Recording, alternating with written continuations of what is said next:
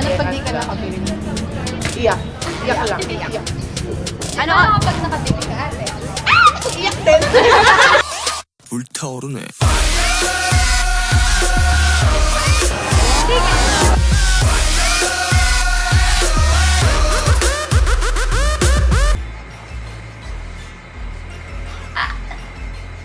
Take one. Action. Last April 2, yung official ticket selling ng BTS dito sa Philippines. By 8 a.m. ng April 2 nun, umalis kami dito sa town namin. Tapos dumating kami dun sa SM ng 9-10 a.m.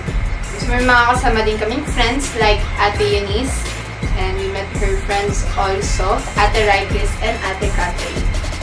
So, hindi kami pumila dun sa entrance kung saan malapit yung SM Cinema. Kasi, sobrang dami ng tao dun. More than 100 persons. Kaya, dun kami pumila sa hypermarket.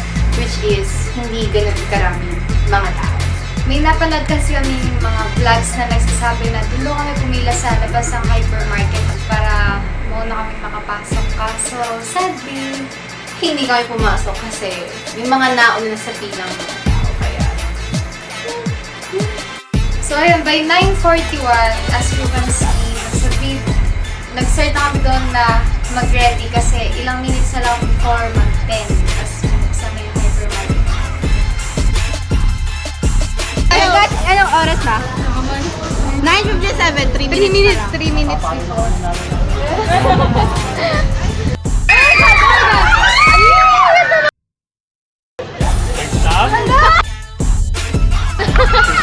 Selling pa lang.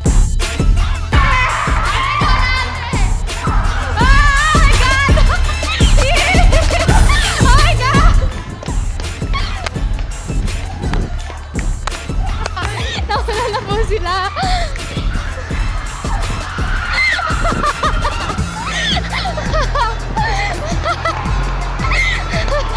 Bakit yung liwanag?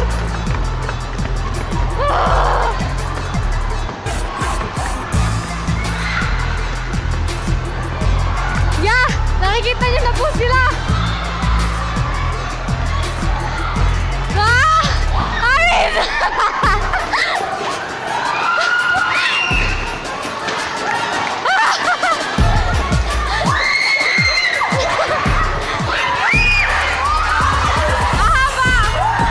so habang nasa pila kami, binigyan kami ng mga papers which lalagyan mo yun ng name mo, address, and cellphone number.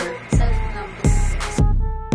So by the time of 10:35 to 11 o'clock, VIP A and Gen Ed were announced.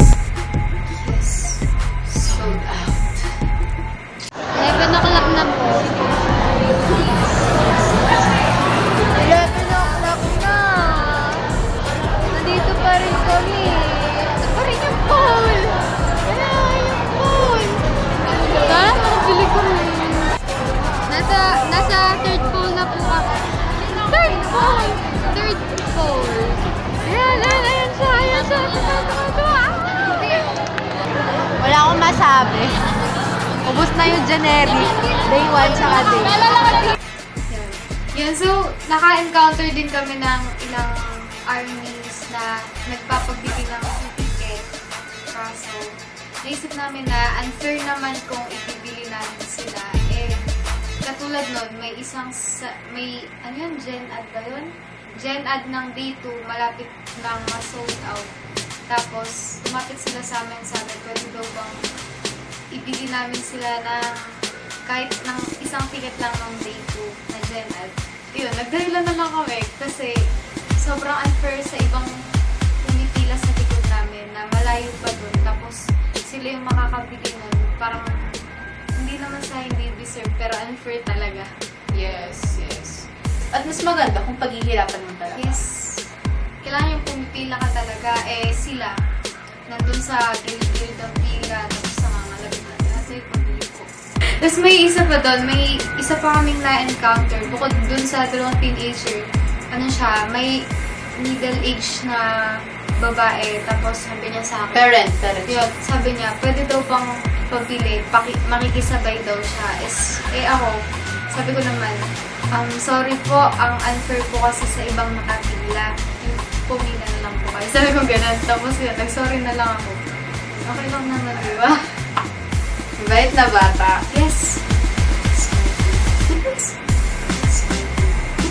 Oras na po, ano na, 12 o'clock na ngayon. Dapat nagla-lunch na kami. Pero sobrang tagal nung nandun sa harap, nandito pa rin kami. Malapit na po kami. Time to say goodbye. Bye-bye, Manny. Yes. Here. Ate Eunice, nakabili na. Nakamiss. Sana walang magkakaroon ng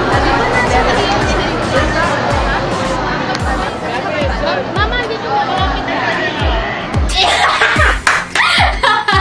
It's finally our night! Yes!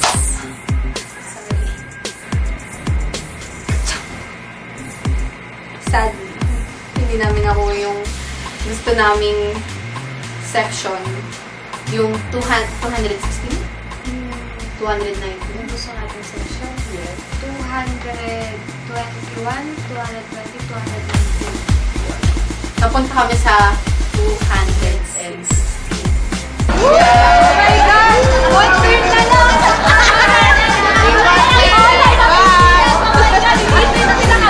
Ang mas mahalaga ang lunch. Let's go.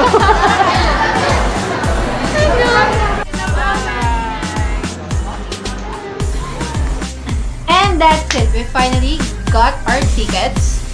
And we didn't get the section we wanted.